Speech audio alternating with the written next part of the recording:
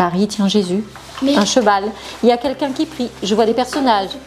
S'il y avait plus de lumière, les personnages. Patrimoine en poésie, c'était la possibilité pour moi que les enfants puissent un peu s'évader avec leur imaginaire à travers des éléments culturels qu'ils peuvent observer autour d'eux. Il faut qu'il y ait une jolie musique, d'accord? Comme si vous la chantiez. Il couvre près de 1000 mètres carrés de surface. Certaines sont d'époque. J'ai choisi le Moyen-Âge parce qu'ils ne le connaissent pas forcément. C'est une époque où on parle peu, forcément dans les petites classes.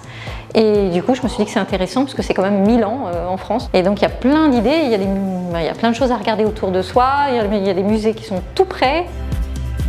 Ce qui leur plaît, c'est déjà d'avoir un temps d'expression, de pouvoir se réunir, de pouvoir avoir du plaisir à découvrir des œuvres.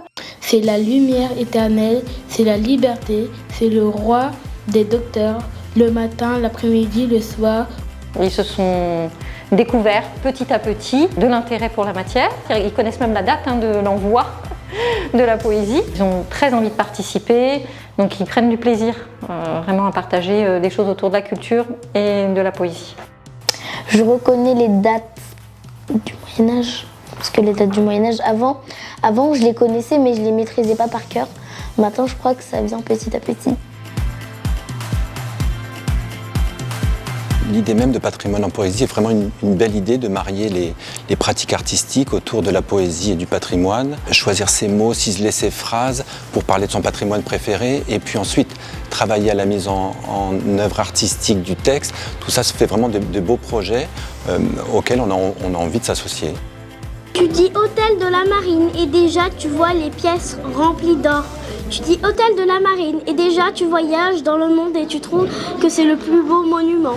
Tu dis hôtel de la Marine et déjà tu vois l'heure sur l'horloge qui passe.